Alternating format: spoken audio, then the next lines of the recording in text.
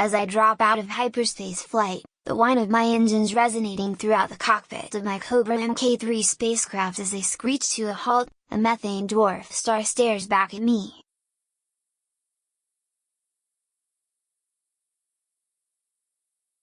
The purplish light of the star bounces off the dashboard of my spacecraft, filling the area with a melancholy glow.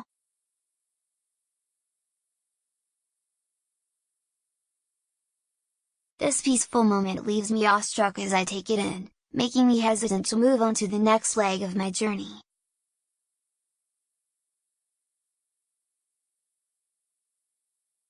Elite Dangerous is a game full of drastic swings between peaceful, poetic moments like this, others that are full of danger and action, and some of the most boring stretches of empty space I've ever navigated.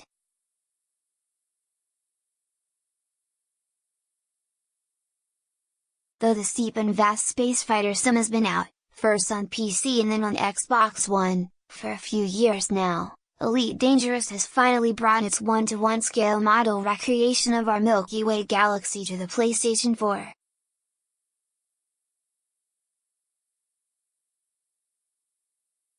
At least in this version of the third millennium, this is a place rife with political intrigue, trading empires, space fighter combat, all separated by tracts of empty light years.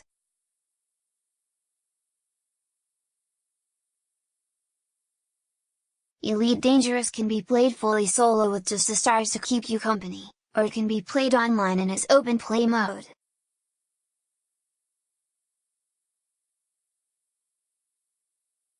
The latter is a persistent online universe where you're constantly bumping into other players, known as commanders, but interacting with other players is pretty limited.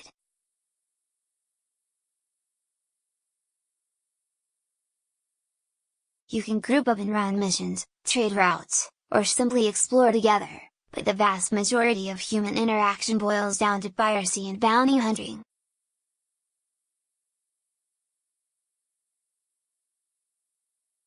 What's not easy, however, is learning how to play Elite Dangerous. The learning curve is tough, especially when it comes to piloting your craft or simply trying to figure out what the heck to do next.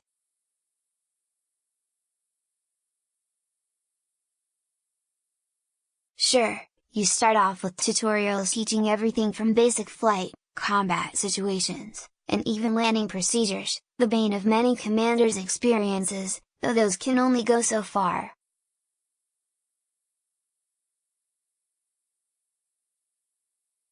Once you jump into the shared online universe for real, however, you're thrown into the cockpit of a basic Sidewinder spacecraft, in a space station, orbiting a planet in a random star system with no direction as to how to proceed.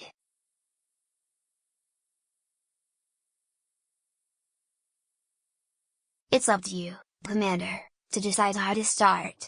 I suggest searching YouTube for some starter guides, because otherwise Elite Dangerous risks blowing its precious first impression on its deep trading system, or even to learn more about the political struggles which hang over every corner of civilized space.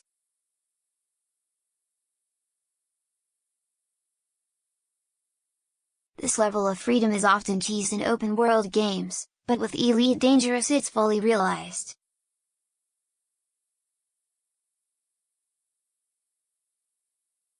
You can become a prolific trader, capitalizing on trade routes between stations and amassing millions of credits with each trip you take.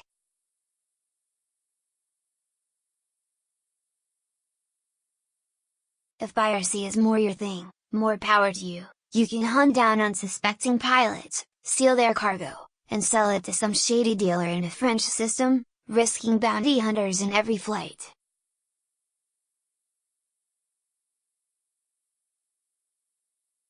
If you enjoy the solitude and simplicity of traveling light years beyond the borders of civilized space, you can explore the unknown, bringing back cartography data of a far-off star no one has heard of before.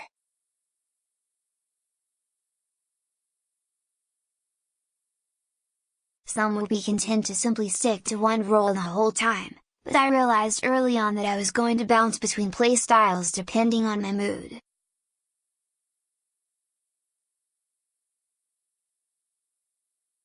I found myself mostly specializing in trade with the occasional bounty hunting when the constant travel started to wear on me.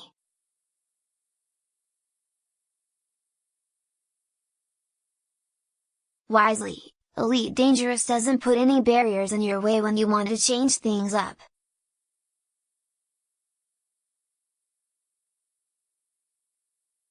There is no overarching campaign to complete, though there are political intrigues and storylines to be found in every starport.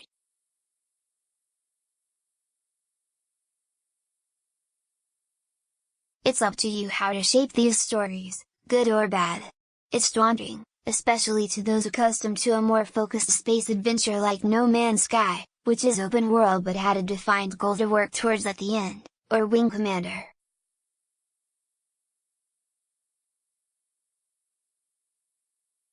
But as each layer is peeled back, the gameplay of Elite Dangerous becomes increasingly satisfying, leaving me with the feeling that even the time spent traveling from one dot on my heads-up display, HUD, to another isn't entirely time wasted.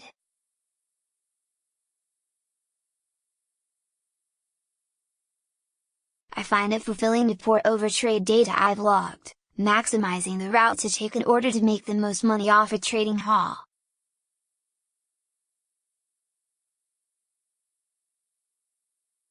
I also love to study the galaxy map, a dizzying display of systems, trade routes, and power struggles, in order to find potential conflict zones I can take part in.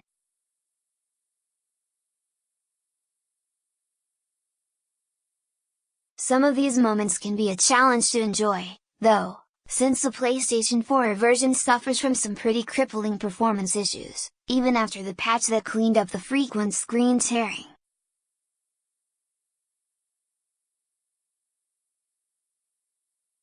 Most severely, frame rates plummet when blasting into a busy star system or arriving at a large, complex space station.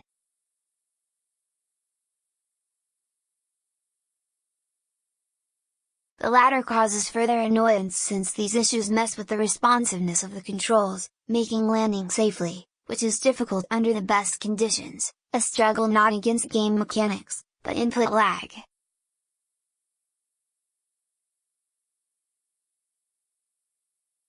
It helps that Elite Dangerous is one of the most beautiful space games I've played.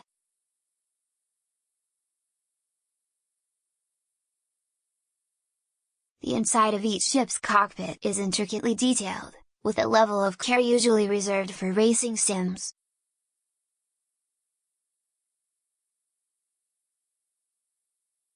Effects, such as the lessening of light pollution as you move away from a nearby star, making nebulae, stars and more become more visible as you continue to fly away, are subtle, but help to reinforce this convincing sense of place.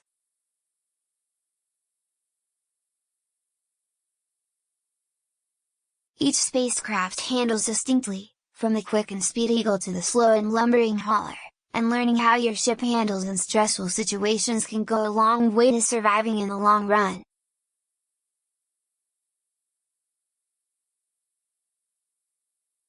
The biggest part of that is combat, which also feels great. Combat in Elite Dangerous isn't just a point-and-shoot affair.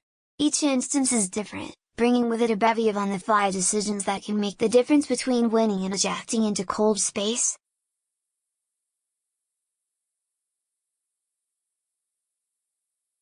One time I dropped into the system of Airvate and immediately headed to the nav beacon, and was greeted immediately with the sight of a group of players and AI ships alike engaged in a space battle with a poor soul sporting a pretty large bounty, which you build up through acts of piracy.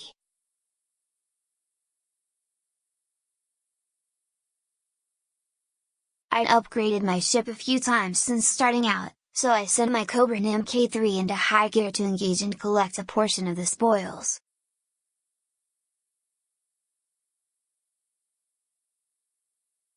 Soon I was staring down a large Anaconda-class ship and settled in for a bumpy fight.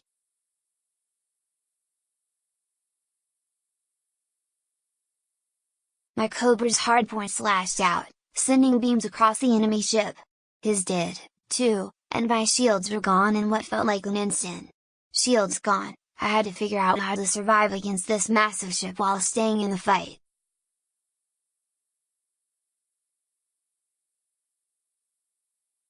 I kicked my throttle into gear and performed a quick axis turn by turning flight assist off, keeping my eyes on the enemy while moving out of range of its weapons.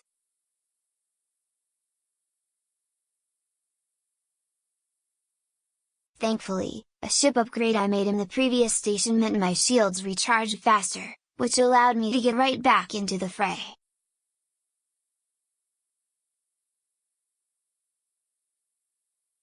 Throttle still fully engaged, I turned back on flight assist to stabilize my fighter as I set my ship's power to focus on its weapons, and gave it everything my beam weapons could.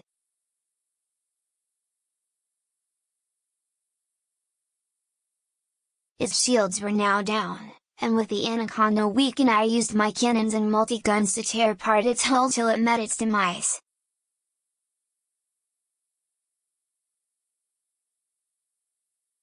A bounty of 201k credits flashed across my heads-up display, ready to collect at the nearest starport.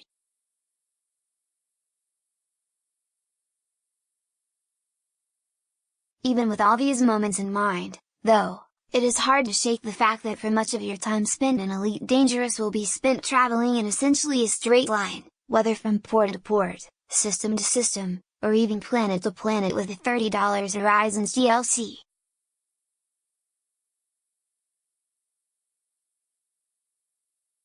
It's easy to fall into a routine, but that routine largely becomes dull and uninviting.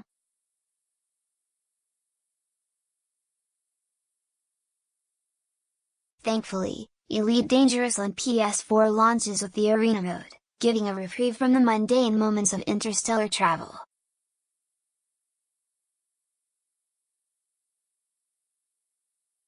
The game modes in the CQC, or close quarters combat, arena are nothing to call home about when it comes to objectives. You can take part in either team or free-for-all deathmatch, or capture the flag mode.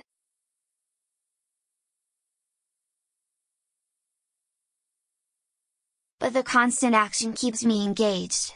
Within the arena, there is a separate progression system. You're not bringing in your incredibly outfitted ships from the main game, but ranking up and unlocking new ships, weapons, and items to take into combat.